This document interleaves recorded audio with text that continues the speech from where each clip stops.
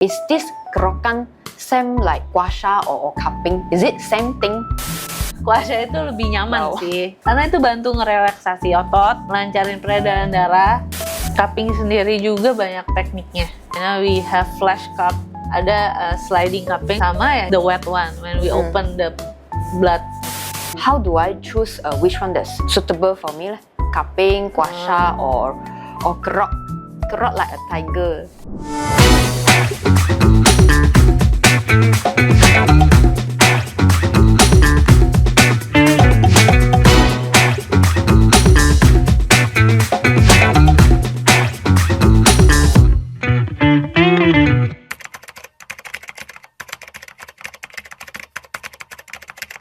Yo guys, welcome back to Meditalk channel. I'm Steffi, Medita co-founder. Today we are going to discuss one of my favorite topic, traditional Chinese medicine therapy, TCM treatment. And that's why we have Bulika here today. Hai. Bulika, you as a TCM practitioner in Medita, right? Actually, this question have been in my mind for quite some times, but I always forgot to ask you ya. You know kan Indonesia is quite well known with pijit-pijit massage kan. So as a foreigner ya, literally whoever that come to Indonesia, if you didn't try Indonesian massage, that means you never come to Indonesia, you know.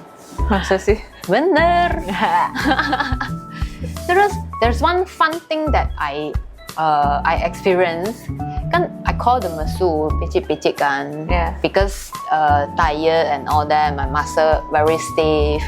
Then the ibu will tawarkan, do you want kerok-kerok gitu loh.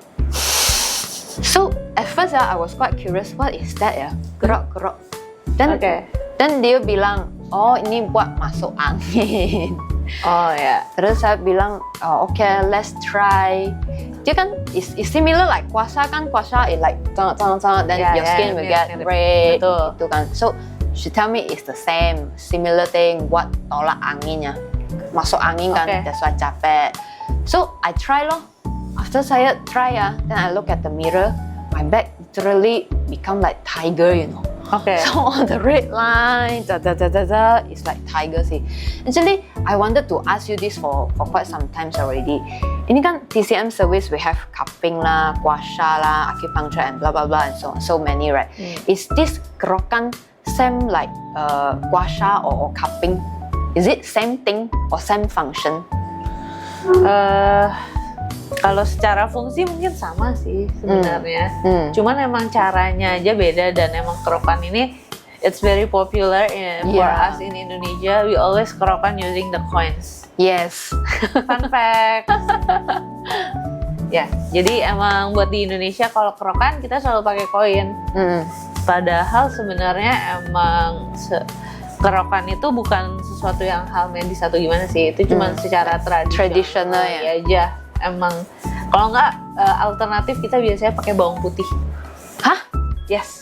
Bawang putih? Ya, because small kids kita nggak bisa kan kalau mau kerok dia pakai koin. But it's so soft, how to? It's so painful. Jadi kita biasa kalau nggak pakai bawang putih, bawang merah. Ya bisa-bisa kan dia masih one clove gitu. Dan dikerok pakai minyak kan. Nanti bisa sama. Nanti makan together with ayam goreng. Di ayam goreng. You become ayam goreng loh.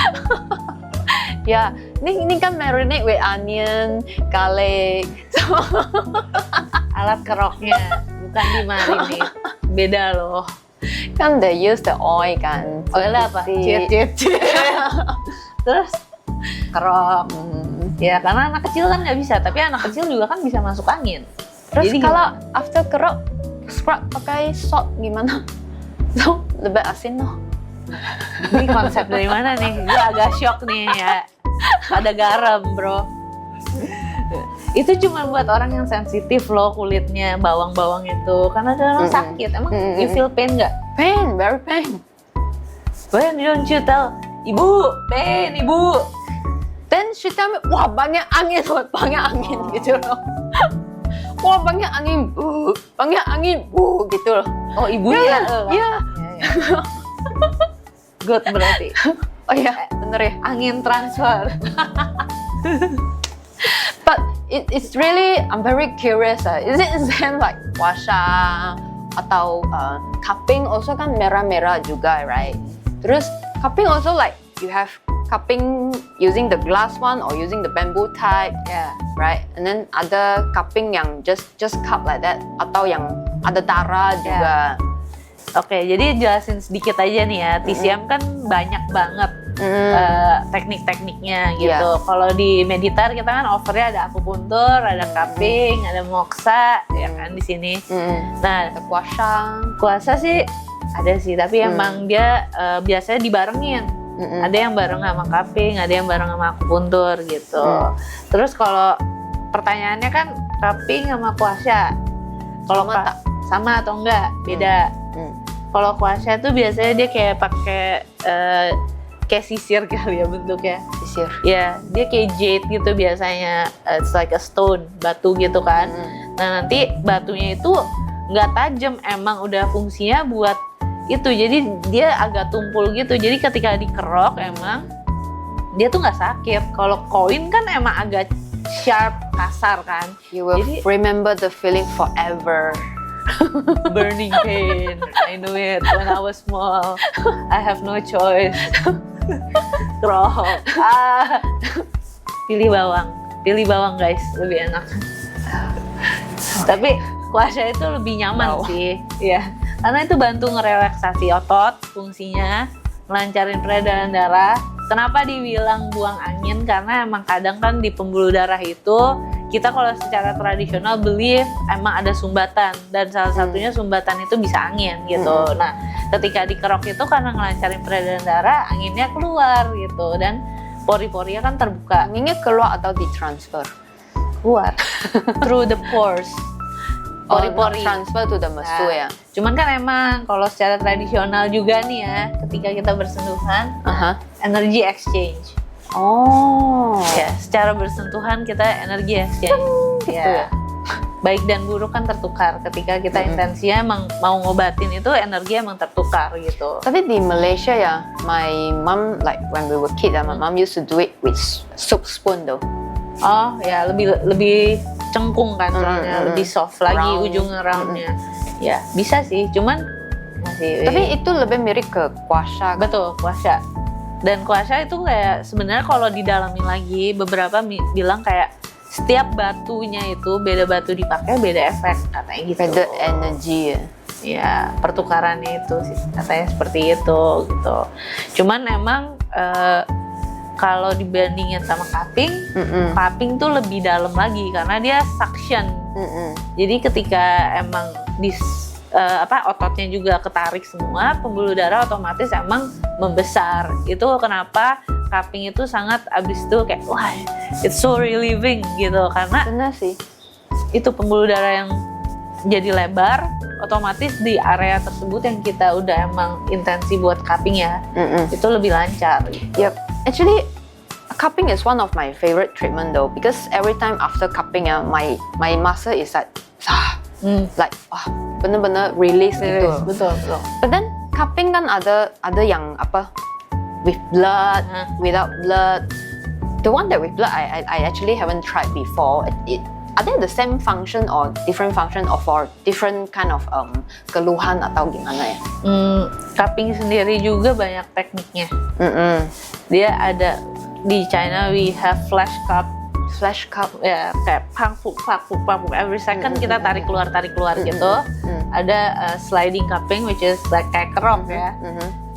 Sama ya itu yang which is the wet one when we open the blood.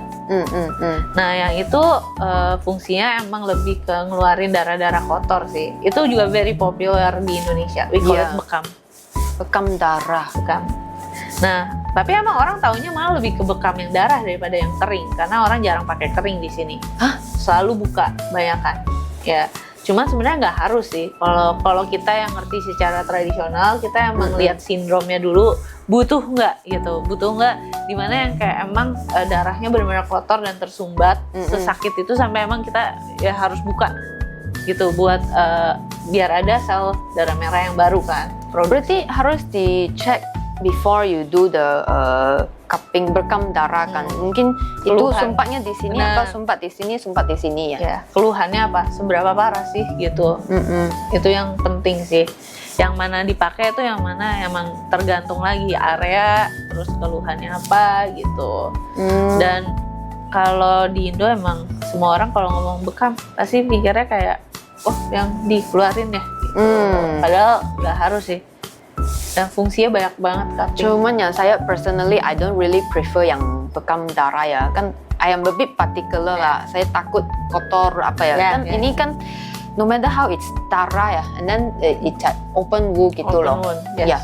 And it's needles. So make sure kalau kalian melakukan bekam penting banget Yeah. itu Hygiene-nya. jarumnya. Karena kan mereka pakai jarum kan buka. Nah, Iya, itu iya. penting banget. Betul.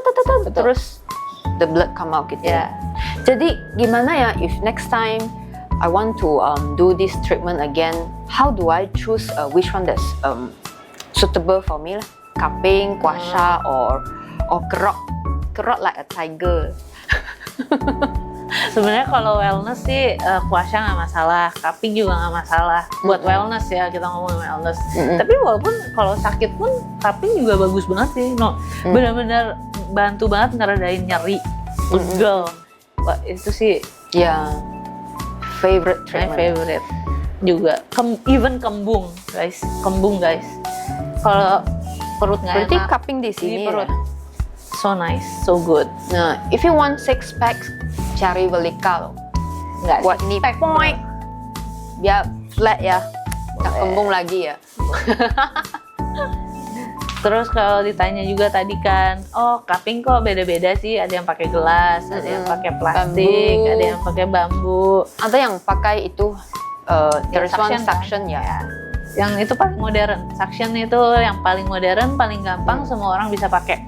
Gitu. Yang tradisional bambu, ada yang pakai batu juga sebenarnya, ada juga yang pakai gelas. Paling semua pakai tuh sekarang emang gelas dibandingin yang lain-lain ini. Kenapa ya?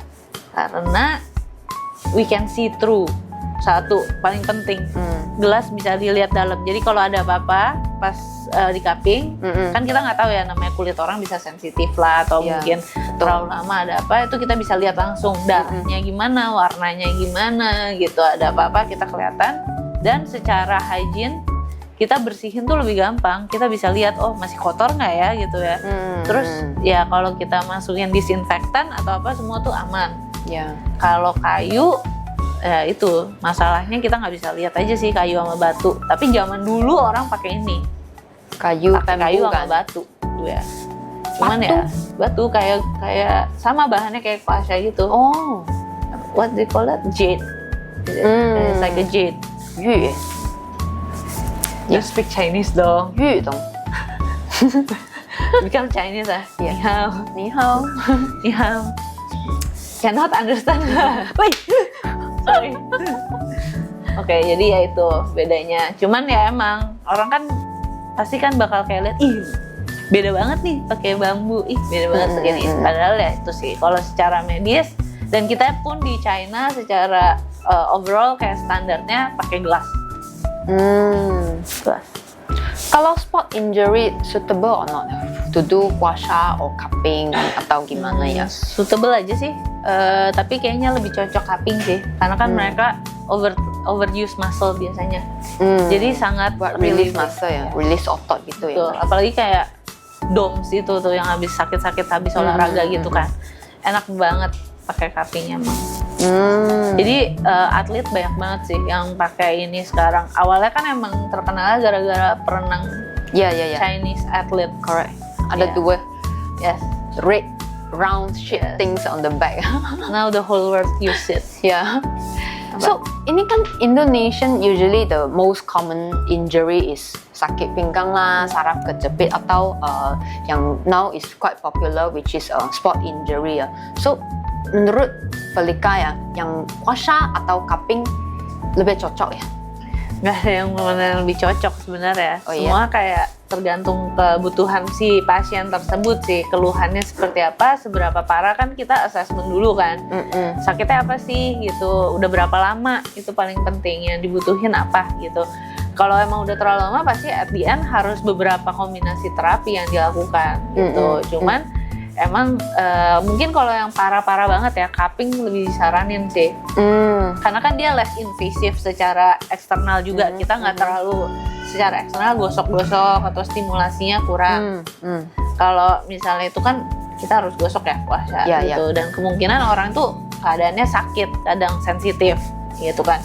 Jadi kita sih lebih nyaranin cupping pastinya, lebih friendly, lebih nyaman, lebih relaxing. Gitu. Ya, like what you said, like kuasa atau kerokan kan is like bener-bener on your face, on your skin gitu ya. Terus itu cupping kan, because you cup like that ya. Berarti the pores are literally open gitu kan. So actually this kind of treatment, is there any risk or not? Risikonya ada tak? Sebenarnya bukan resiko yang gimana sih, cuman lebih when you do this, just know like first thing yang pastinya lebih ke area mana yang boleh dan area mana yang tidak boleh. Ya kan ada beberapa area emang kita tidak emang disarankan untuk cupping medical reasons lah ya. Kayak we don't really do around the chest actually, karena kan it's nearer to the heart, and then di situ kan terlalu besar ya pembuluh darahnya. Kita kan nggak tahu orang ini punya comorbid apa, jadi actually paling banyak dihindari itu chest. Gitu. Is it same with kuasa or kerokan harus try to avoid this area? Kalau kuasa lebih friendly sih, karena kan dia nggak terlalu banyak dampak secara internal gitu sih.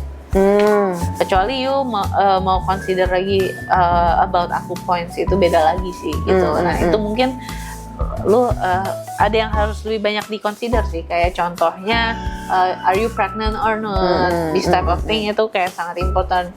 Are you on menstruation or not, ini buat cewek sih sebenarnya lebih banyak yang mana yang boleh, yang mana yang enggak. Menstruation also affected ya? Ya, kalau pemilihan titik acupoint itu penting banget sih, karena we don't want to promote anything bleeding more.